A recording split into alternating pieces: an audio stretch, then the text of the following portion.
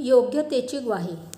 नेहमी नामस्मरण, तप, साधना इत्यादी अखंड चालू असतानाही श्री रामतनूंच्या मनाला सतत 3 टोचण्या लागून राहिलेल्या असत. 1. मी विधीपूर्वक कोणताही गुरु केला नाही, त्यामुळे माझी साधना शास्त्रशुद्ध कशी बनणार? 2. मी गंगा इत्यादी पवित्र नद्यांमध्ये जाऊन कधी स्नान केलं नाही, त्यामुळे माझे दोष झडून कसे जाणार? आणि 3. इतर संतांप्रमाणे प्रवास करून पवित्र स्थळांचं कधी दर्शन घेतलं नाही, त्यामुळे पुण्यवंतांना होणारी परमेश्वराची प्राप्ती मला कशी होणार? एके दिवशी संभाषणात श्री सद्गुरू आले असता रामतनूंनी त्यांना विचारलं, महाराज, आपल्याला मी सद्गुरू म्हणते, मानतेही. आपण मला सर्व तऱ्हेची शिकवण देता, मार्ग दाखवता, पण मी विधीपूर्वक कोणताही गुरु केला नाही, कोणाकडूनही शास्त्राप्रमाणे दीक्षा घेतली नाही, तर मला सद्गती किंवा सिद्धी कशी मिळेल? देवादिकांपासून सर्वांना गुरु करावे लागले. विधिवत सद्गुरू केल्याशिवाय माणसाला मुक्ती नसते. मोठमोठ्या संतांनीही गुरु केले, तेव्हाच त्यांना सिद्धी मिळाली. तरी माझ्या साधनेचं काय होणार ते सांगा. सद्गुरू उत्तरले, बाळ, सोन्याच्या पत्र्याला मुलामाची काय जरूर? तू मुळातच शुद्ध आहेस. सर्व गोष्टी उपजतच तुझ्यात आहेत. तुला गुरु वगैरे करण्याची मुळीच जरुरी नाही. तू आपोआपच परमेश्वराकडे चालली आहेस. तुला फक्त मार्गदर्शनाची जरुरी होती आणि ती मी केली आणि करीत आहे. तुला सिद्धी तुझ्या सामर्थ्याने मिळणार, दुसऱ्याने देण्याची जरुरी नाही. काही काळजी करू नकोस. औदुंबराखाली गंगा आली. एके दिवशी रामतनूंनी श्री सद्गुरूंना दुसरा प्रश्न विचारला, महाराज, मी कधी तीर्थावर जाऊन गंगा इत्यादी नद्यांमध्ये स्नान केलं नाही, दान दिलं नाही, तर माझे दोष झडून कसे जातील? सद्गुरू हसून म्हणाले, बाळ, तू स्वतःच तीर्थ आहेस. शंकरांनी प्रसन्न होऊन तुलाच काशी बनवलंय. स्वतः गंगाच तुझ्याकडे धावत येणार आहे. आणि खरोखरच थोड्याच दिवसांनी समोरच्या औदुंबराच्या मुळातून निर्मळ पाण्याचा एक झरा फुटून बाहेर आला. जिकडे तिकडे बातमी पसरली. बागेत गंगा आली. लोक पेले, बाटल्या घेऊन धावले आणि सर्वांनी भरून आपल्या घरी ते तीर्थ नेलं. त्याचा उपयोग अनेक लोकांना अनेक तऱ्हेने झाला असं सांगतात.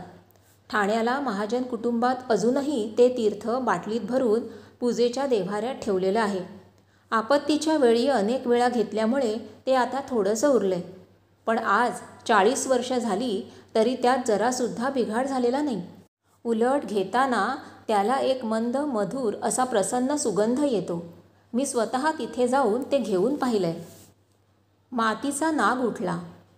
श्री रामतनूंच्या मूळ घरात श्री मदन गोपाळ वेदपाठक म्हणून एक सोनार राहत असत.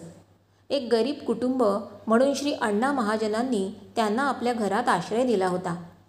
ते उत्कृष्ट कलाकार होते. ते सोन्या चांदीचे दागिने घडवीत, त्याप्रमाणे मातीच्या सुबक सुंदर मूर्तीही तयार करीत. गणेशोत्सव जवळ आला की गावातले आणि आसपासचेही पुष्कळ लोक त्यांच्याकडून आपल्या हौसेनुसार हव्या तशा सुंदर गणेशमूर्ती करून नेत. श्री रामतनूंवर त्यांची फार भक्ती. एकदा नागपंचमी आली असता रामतनूंनी त्यांना म्हटलं, मदन, मला एक पूजेकरता नाग बनवून दे रे. त्यांनी ताबडतोब मातीचा एक सुंदर पंचमुखी नाग बनवून त्यांना दिला. पिवळा धमक आणि हुबेहूब वाटावा अशी ती मूर्ती होती. वर फणा उभारलेल्या आणि खाली एकावर एक बसवलेल्या जोड फेऱ्यांचं वेटोळं अशी त्याची रचना होती. श्री रामतनूंना तो इतका आवडला की त्यांनी तो मंदिरात कायमचाच पूजेला लावला. रोज इतर देवतांबरोबर त्याचीही त्या सांभाळून पूजा करायच्या. एक दिवशी अशीच त्या पूजा करीत असता त्यांच्या मनात तिसरा प्रश्न उद्भवला आणि त्यांनी सद्गुरूंना विचारलं, महाराज, सर्व संत महात्मे तीर्थयात्रा करीतात, पवित्र स्थानांचं दर्शन घेतात, त्यांना पुण्य मिळतं. मी फक्त इथेच बसून देवाची पूजा करते, इतर कुठेच जाऊन दर्शन वगैरे घेतलं नाही. मग मला खरोखरच देवाचं दर्शन होईल का? सद्गुरू उत्तरले, बाळ, अगं काय म्हणतेस तू? प्रत्यक्ष देवच तुझ्याकडे येऊन कायमचा बसलाय, तर तुला दुसरीकडे कुठे जायची जरूरच काय? रामतनू उद्गारल्या, देवा, काय माझी लहान मुलासारखी समजूत घालता? असं कधी शक्य आहे का? उत्तर आलं, तुला खोटं वाटतं? पहा समोर. रामतनूंनी पाहिलं. नागाची वेटोळी सुटत जाऊन तो वर उठत चालला होता. रामतनू एकदम सदगदित झाल्या. बाहेर उभी असलेल्या वेणबाईला म्हणाल्या, जा यशवंत भाऊंना चटकन बोलावून घेऊन ये.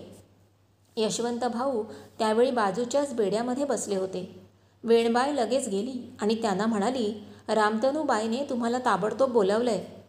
यशवंत भाऊ तसेच उठले आणि गाभाऱ्याच्या बाहेर दारात येऊन उभे राहिले. रामतनूंनी सांगितलं, भाऊ समोर पहा. भाऊंनी पाहिलं. नागाची वेटोळी सुटून तो उंच झाला होता. काही क्षण त्या स्थितीत गेले आणि नाग पुन्हा हळूहळू खाली येऊन होता त्या स्थितीत स्थिर झाला. रामतनूंना एकदम भडभडून आलं. केवढं देवाला आज मी संकटात घातलं, केवढे त्याने माझ्याकरता कष्ट घेतले, असं म्हणून त्या एकदम मूर्छितच पडल्या. थोड्या वेळाने शुद्धीवर आल्या, पण त्यांना रडू आवरेना. कितीतरी वेळ डोळ्यांतून घळाघळा अश्रुधारा वाहत होत्या.